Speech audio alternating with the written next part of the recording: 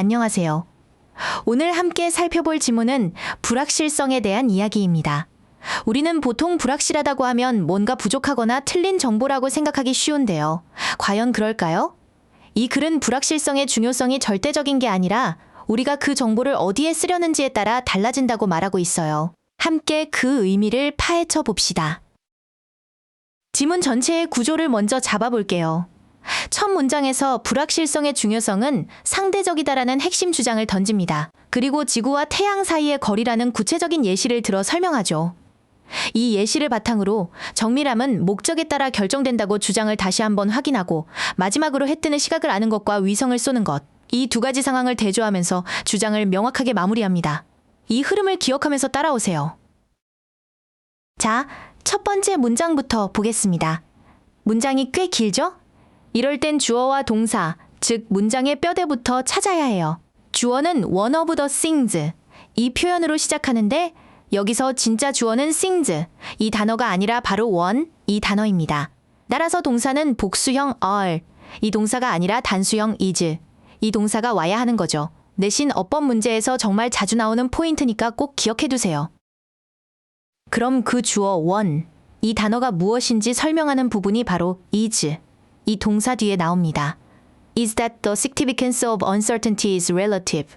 이 표현이 구조를 보세요. 여기서 that, 이 관계대명사는 뒤에 완전한 문장을 이끌면서 라는 것이라고 해석되는 명사절 접속사입니다. 결국 이 문장은 대중이 불확실성을 이해하기 어려운 이유 중 하나는 불확실성의 중요성이 상대적이라는 것이다라는 글 전체의 주제를 담고 있는 거죠. 두 번째 문장은 take, for example 하면서 구체적인 예시를 시작합니다. 지구와 태양 사이의 거리를 보여주네요. 문장 끝에 as measured, 이 표현이 보이죠? 이것은 원래 as it was measured. 이 표현에서 주어와 비동사가 생략된 형태입니다. 여기서 it, 이 단어는 앞서 나온 거리를 가리키죠. 거리는 스스로 측정하는 게 아니라 측정되는 대상이니까 수동의 의미를 가진 과거분사 measured, 이 단어를 쓴 겁니다. 세 번째 문장입니다. 이 숫자는 seems relatively precise, 비교적 정밀해 보인다고 말하네요. 여기서 중요한 seem, 이 단어와 같은 동사 뒤에는 주어의 상태를 설명하는 형용사가 온다는 점입니다. 우리말로는 정밀하게 보인다라고 해서 부사를 쓰고 싶지만 영어에서는 반드시 precise, 이 형용사를 써야 합니다. 문장 뒷부분을 보면 using six significant digits, 즉 6자리 유효 숫자를 사용한다는 것이 주어입니다. 이렇게 동명사구가 주어로 오면 하나의 행위나 개념으로 보기 때문에 항상 단수 취급을 해요. 그래서 동사도 mean, 이 단어가 아니라 s가 붙은 means, 이 단어가 온 거죠. 첫 문장의 one, is, 이 표현과 같은 원리입니다. 네 번째 문장은 however, 하지만 이라는 말로 시작합니다. 글의 흐름에 중요한 반전이 일어난다는 신호죠. 앞에서는 숫자가 정밀해 보인다고 했는데 이제 그 이면에 숨겨진 문제를 이야기하려는 겁니다. 다음 자릿수가 불확실하다면 그 불확실성의 크기가 뉴욕에서 시카고까지의 거리보다 더 크다고 말하며 충격을 주네요. 이 문장의 구조를 좀 더 볼게요. The uncertainty is larger than the distance, 이 표현이라는 비교급 구문이 쓰여서 불확실성의 거대함을 강조하고 있습니다. 그리고 that means, 이 표현에서 that, 이 관계대명사가 가리키는 것은 무엇일까요? 바로 앞에 if the next digit is uncertain, 이 표현이라는 조건절 내용 전체입니다. 다음 자릿수가 불확실하다는 사실이 엄청난 불확실성을 의미한다는 거죠. 다섯 번째 문장은 앞선 예시를 정리하며 다시 주장으로 돌아옵니다. Therefore, 이 단어가 그 신호죠. 문장의 주어는 whether or not the quoted number is precise, 즉 인용된 숫자가 정밀한지 아닌지라는 명사절입니다. 동명사 주어처럼 이렇게 명사절이 주어로 와도 하나의 덩어리로 취급해서 단수 depends, 이 동사를 씁니다. 그럼 정밀한지 아닌지는 무엇에 달려 있을까요? 바로 depends on what I'm intending to do with it입니다. 전치사 on, 이 단어의 목적어로 what, 이 단어가 이끄는 절이 왔네요.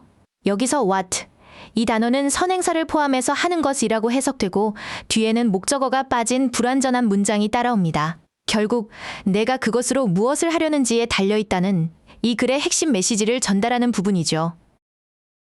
6번째 문장부터는 목적에 따라 정밀성의 중요도가 어떻게 달라지는지 보여주는 대조적인 예시가 나옵니다. 첫 번째 상황은 내일 해가 몇 시에 뜰지 궁금한 경우예요. About what minute the sun will rise 부분을 보세요. 의문문이 문장 안에 들어간 간접의 문문이죠.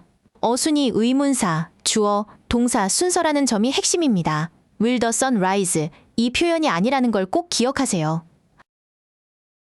이런 목적, 즉 해 뜨는 시간을 분 단위로 아는 정도라면 앞에서 말한 그 복잡한 숫자는 is fine, 충분하고 괜찮다는 겁니다. 여기서 quoted here, 이 표현은 앞에 나온 the number, 이 표현을 뒤에서 꾸며주는 과거분사구죠. 여기에 인용된 숫자라는 뜻입니다. 목적이 단순하니 그 숫자에 숨겨진 불확실성은 전혀 문제가 되지 않는 상황인 거죠.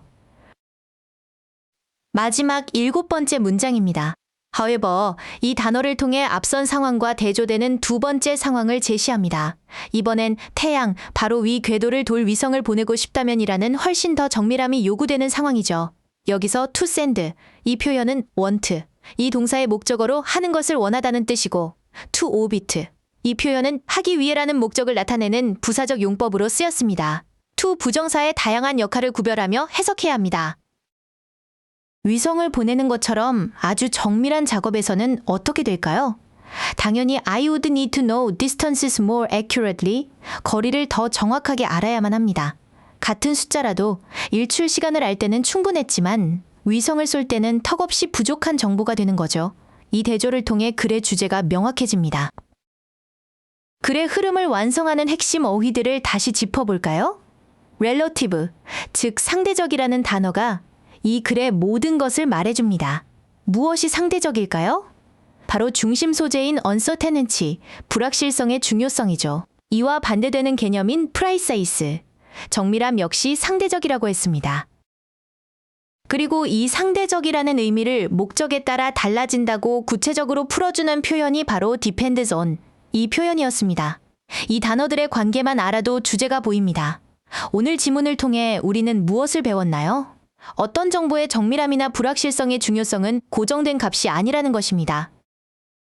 그것이 얼마나 유용한지, 혹은 얼마나 위험한지는 우리가 그 정보를 가지고 무엇을 하려는지, 즉 우리의 목적에 따라 달라지는 상대적인 가치라는 점, 이것이 이 글이 우리에게 주는 핵심 메시지입니다.